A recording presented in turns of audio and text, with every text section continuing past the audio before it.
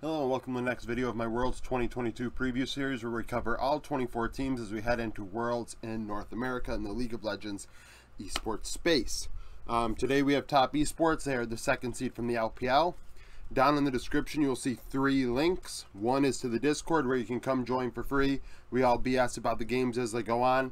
There's a predictions channel where we keep track of predictions just for bragging rights and things like that. There's like 40 people that participated. Moving the mic. 40 people or so have participated in the playoffs, which is good. We're growing. There is a link to my Twitter down below as well. Follow me there. Trying to expand my Twitter and social media base, trying to make this channel bigger. Lastly, there is a link for memberships. If you want to become a member of the channel, supporter for $3 just to support me, you get a badge, get noticed in the comment section. For $10, you will get my predictions and extra video content that includes also NFL, American football content predictions, fantasy football weekly rankings. So if that sort of stuff interests you, it's there. Now for the LPL and Top Esports, Top lost to JDG yesterday. Actually, EDG and RNG just finished up. So later on today, my roundup will obviously be quite spicy. We had a couple 5-game series this morning. Really good one. So, Top. Their coach is Crescent. Crescent was their coach when they went to Worlds in 2020, finishing in the 3rd, 4th slot at 9 and 6. The last 3 years that the last 3 years, the LPL second seed, because that's what Top are. 2019 finished 9th, 12th. 2020 finished 5th, 8th, which was quarters. So 2019 9th, 12th would have been finishing 3rd in their group, I guess, right? So 3rd in their group. 2020 Worlds out in quarters, and 2021 Worlds last in their group. FPX really struggled last year, finishing 14th, 16th, and flopping in Worlds. So that's how that went. So this second seed tends to not actually get to the end, right? We just went over the 3 LCK teams. 4th one's still going to be decided tomorrow.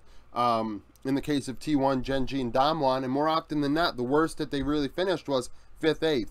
I think once maybe 9th, 12th, but otherwise mostly quarters they get out of groups. Where LPL, a little more all over the place. Now when we look at this team, Top have a very high ceiling.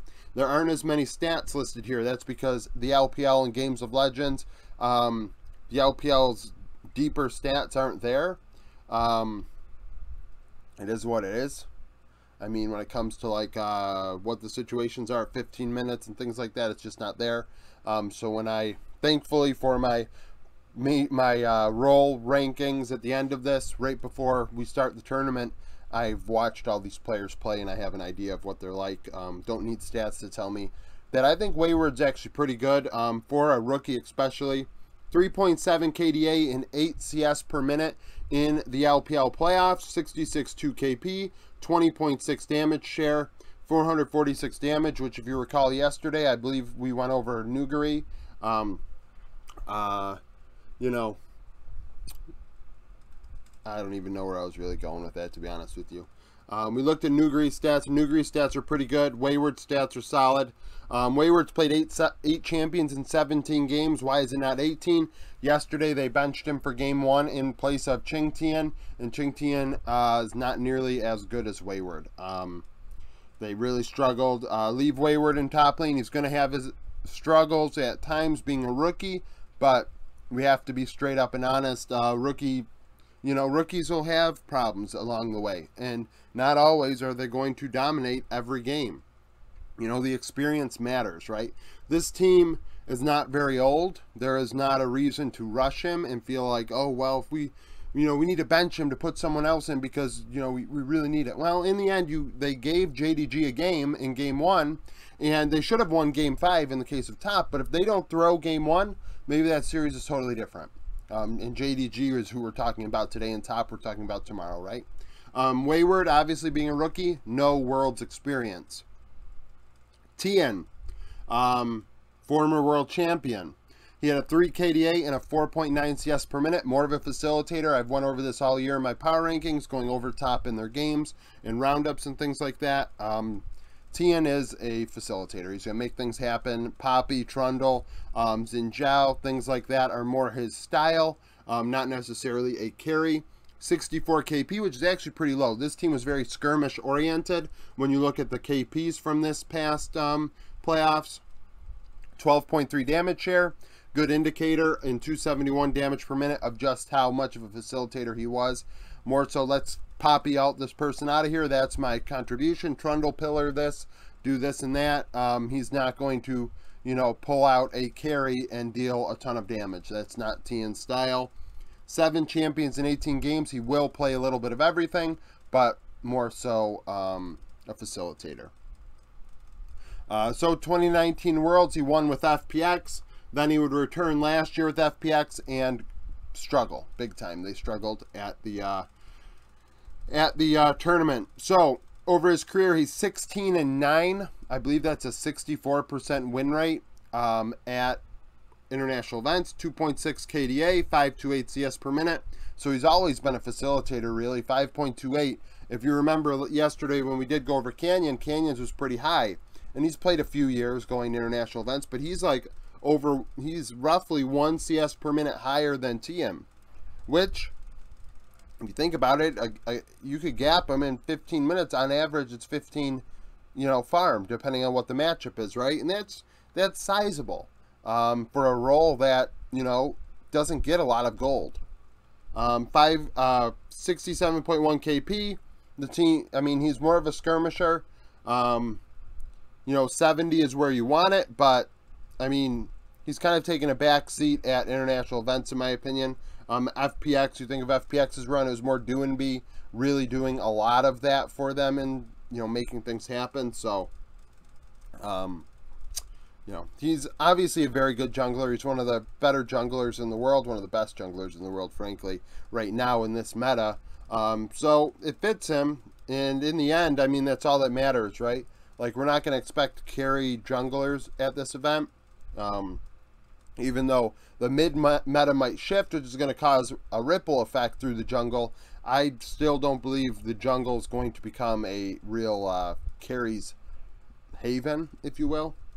In mid, you have Knight, 4 KDA, 8.4 CS per minute, 68.1 KP, 27.3 damage share, 614 damage per minute, played 9 champions in 18 games. That's a massive champion pool for a guy that played 18 games. I mean, we're already looking at double digits. He may get to double digits at Worlds in champions if he can get out of, if he can get all the way to finals.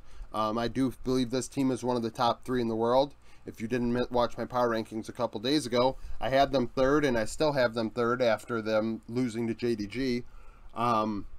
You know, 8.4 CS per minute, that is what it is. His farm isn't always extremely high, especially at international events. I always had him, you know, second to Chovy, and I still do, but I feel like he's closer to Showmaker than he is to Chovy in terms of laning stats. 2020 Worlds, finished 3rd, 4th, going into semifinals. I think they were the 1 seed in that one. They shared a group with Gen G. No, it wasn't Gen G. It was Chovy, so it might have been DRX. I think it was, that year might have been DRX. Yeah, because Chovy was HLE last year, DRX in 2020. So it was DRX, them, and FlyQuest and Unicorns of Love. FlyQuest went 3-3 in that group. A lot of people forget that. PoE showed up in that group. He did. You can't take that away from him. You know, a lot of people aren't going to like to hear that, but it's a matter of fact. Knight that year went 9-6. Crescent obviously being the coach. 3.43 KDA, which is very good. 8.94 CS per minute is very good. That's nearly 9. 8.5 to 9 is like where we want to be as a mid laner. And at an international event, that is solid. 59.4 KP, obviously more focused that year on staying in his lane and farming. That's why his farm was so high. Not really getting around the rift and making things happen, because 59.4 KP is very, very low. I mean, we're looking at it right now in the playoffs. It was 10% higher. He gave up 1 farm every other minute for that, but And obviously the metas aren't the same, which also plays a big role in it. And the game is not the same as it was 2 years ago. But, you know, we're looking at it, you know, from a very... Damn, I have something going on my glasses. We're looking at this from a very, you know, outside perspective, not very in-depth, you know, look at it. In bot lane, we have Jackie Love. Jackie Love played 1 Senna game, so keep that in mind when we go over this. 3.8 KDA, 9.7 CS per minute, 70.3 KP. Led the team with 34.1% of damage, nearly 800 damage per minute through 18 games, which is insane. 5 champions in 18 games, one of those 5 being Senna. So, you know, Jackie Love kind of was just playing the same stuff over and over again. They kind of let him do his thing, and he dominated for a large portion of the playoffs because of it. Excuse me. 2018 Worlds, he would finish first with IG. Then finished 3rd, 4th with Invictus Gaming at MSI in 2019. 2019 Worlds, 3rd, 4th. 2020 Worlds, 3rd, 4th. Jackie Love is 41 and 20 at international events, 3.14 KDA, 9.65 CS per minute, 66.7 KP, which is actually pretty good for a bot laner. You don't see that often. Obviously, Jackie Love inted his face off yesterday in Game 5 and lost them the series, but to call him a choker would be kind of, I think, ignorant, given that he's won a championship before. It kind of eliminated the possibility of that being a thing for him. Obviously, would he like to have that play back? I'm sure he would. I think the coach probably wants to look back at Game 1 and put Wayward in instead of Qingtian, but you can't get those games back. I think that top, because they're the 2 seed, they could end up with Gen G in their group, right? They could end up with the Gen G and top group, and that would be fun to watch, you know, as a fan. But at the same time, you know, if top doesn't end up in that group, I think they win their group if it's against T1, Dom1, or Sandbox or DRX. Like, it's one of those, right? Spoiler alert if you didn't miss that for the roundup later today. But Jackie Love, solid player. Very, very good player. One of the top 5 ADs right now in the world, performing like it, playing lights out. Support, we have Mark, 4.7 KDA, 78.4 KP, played 9 champions in 18 games. That is impressive as well. In the support role, we're seeing a lot of just enchanters by default, but Mark spread his wings and played a lot of different things down there. A very good player. That's actually impressed me this split, finally getting an opportunity to succeed and doing quite well. We're looking at that with JDG and Missing as well. These 2 players are, you know, performing much better than, you know, we expected they would going into 2022. 2020 Worlds, he played for LGD alongside, who was it, Kramer? Maybe Kramer? 9th through 12th, they would be out in groups. Going 11 and 6, 1.66 KDA. And 63.4 KP. I mean, that was a rough one.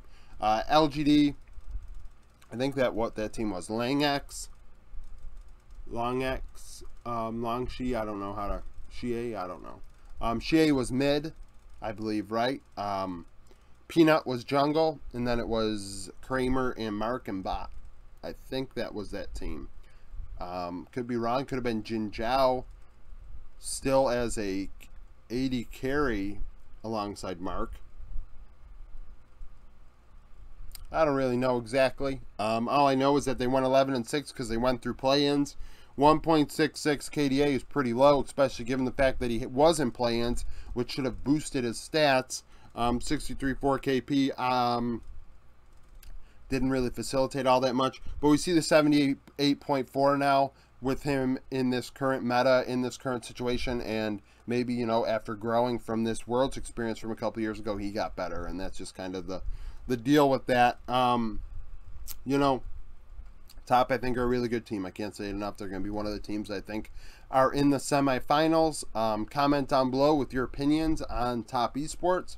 Like the video if you like it. Subscribe to the channel for daily League of Legends content. Stay tuned later today for my roundup. And if you want to know my predictions for tomorrow's games, become a member or just support me in general. I would appreciate it. Hopefully I see you on the Discord, and I hope you come back for more content.